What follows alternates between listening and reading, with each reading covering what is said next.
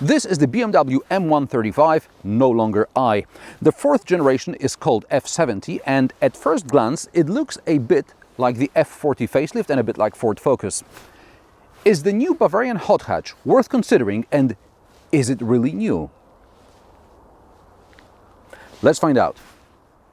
In this BMW M135 review, I'll focus mainly on driving impressions. I'll expand more on the practical aspects in another video where I'm comparing it to the refreshed Mark 8 VW Golf GTI. Channel members already can or soon will be able to watch this comparison without ads. It'll become available to everyone else a bit later.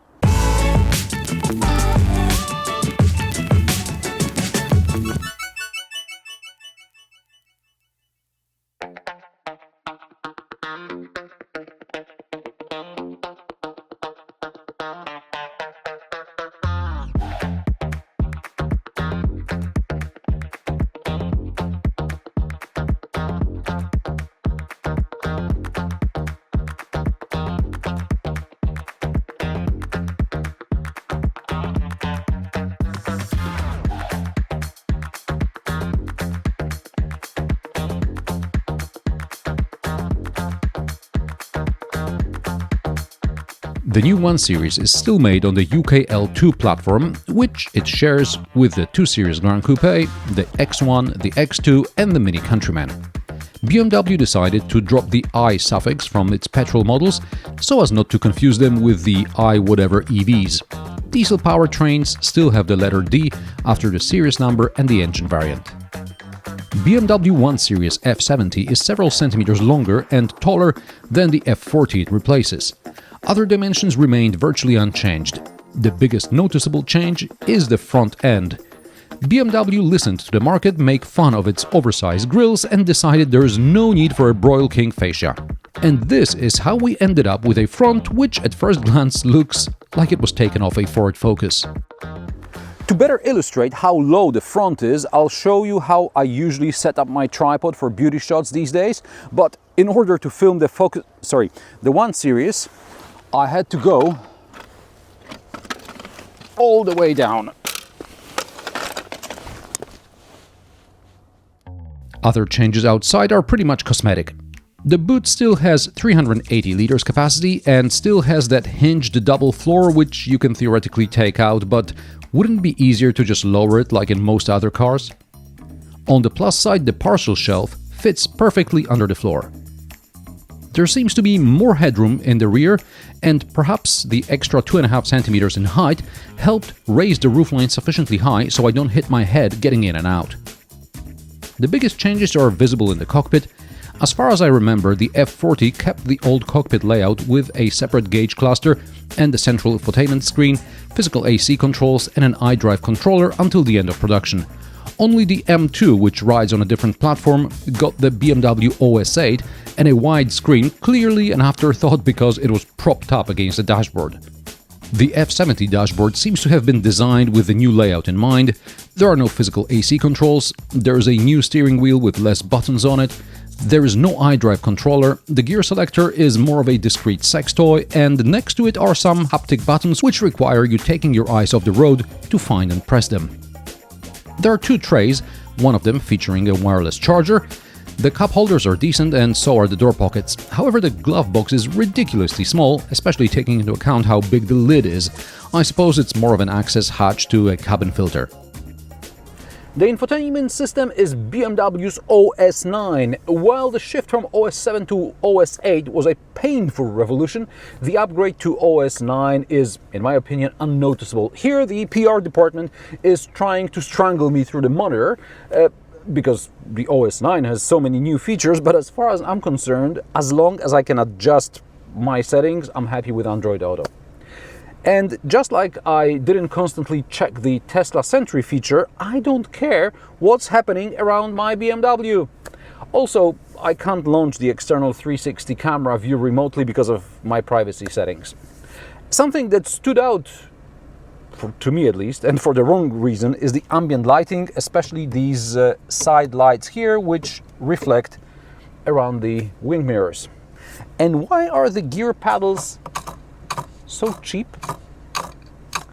On the plus side, the seats are very comfortable, but these are the sporty version. In a couple of months, I'll be driving a more down-to-earth 2 Series, so watch this space for an update on the non-sporty interior.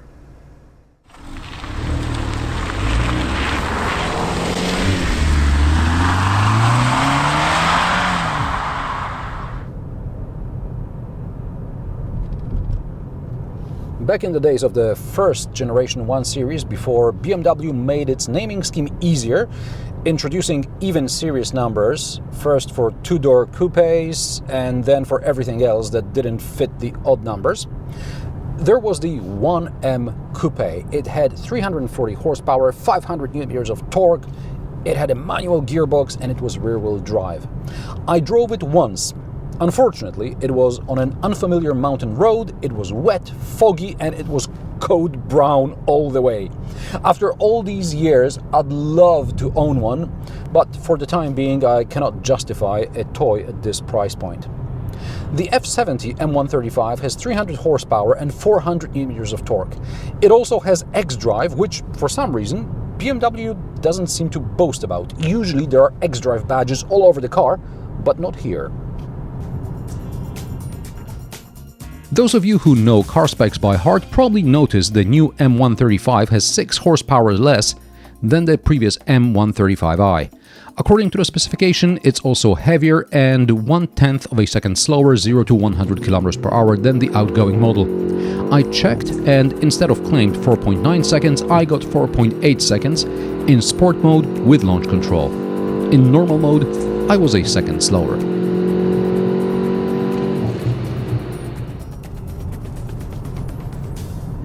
I mentioned the M1 Coupe for a reason. It had just 40 more horsepower, but it scared the living daylights out of me. I suspect I wasn't the only one scared, hence BMW started adding all-wheel drive to later hot versions of the 1 and 2 Series. The M2 and even the M240i are more powerful than the original 1M Coupe, but they aren't as scary. Well, maybe the current M2 is close, but still second. The M135 is yet another BMW which is a tool for driving fast, and fast for no reason. This car doesn't teach me humility. I get in, I press the gas pedal, and the M135 just flies through gears until I'm going faster than I'm ever going to admit.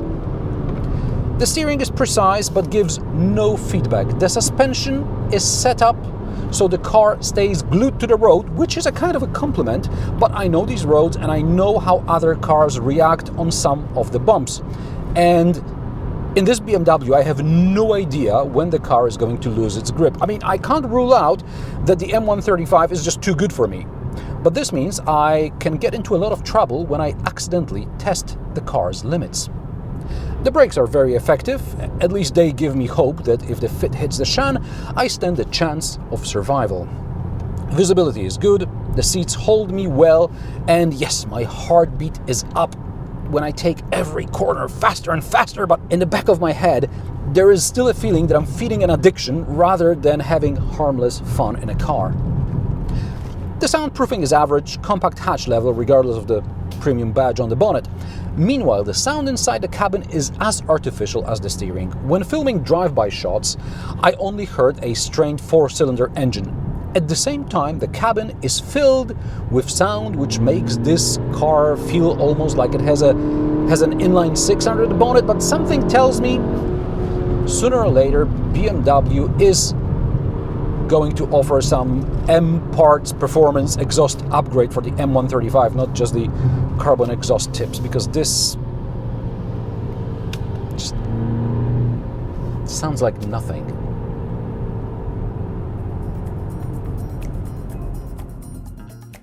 The way the engine and the gearbox are programmed make the M135 easy to live with. There is a lot of grunt down low, so it's easy to squeeze in traffic. According to BMW, fuel economy should be around 8 liters per 100 kilometers combined. However, if you drive this car as intended, expect 10 liters or more. The fuel tank holds 50 liters. And why do I have to click around the screen to turn on the sport mode and then return to normal? What was wrong with the old rocker switch, and do I have to personalize each of the modes?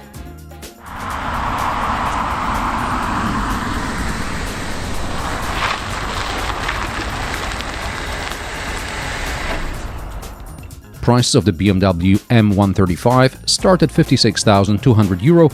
This test car with options costs €67,820. The BMW M135 is a good car in the sense that it's easy to drive way too fast. If this is what you're looking for, this is the car for you. I like more feedback at lower speeds, and this is why I look back fondly to the 1M Coupe. And what do you think about the BMW M135? Let me know in the comment section below. If you like my sarcastic, down-to-earth and possibly mildly amusing car reviews, join me every Friday at 3 p.m. Central European Time, and don't forget to subscribe and like this video as it helps me with the YouTube algorithm. Thanks for watching, and I will see you in the next one.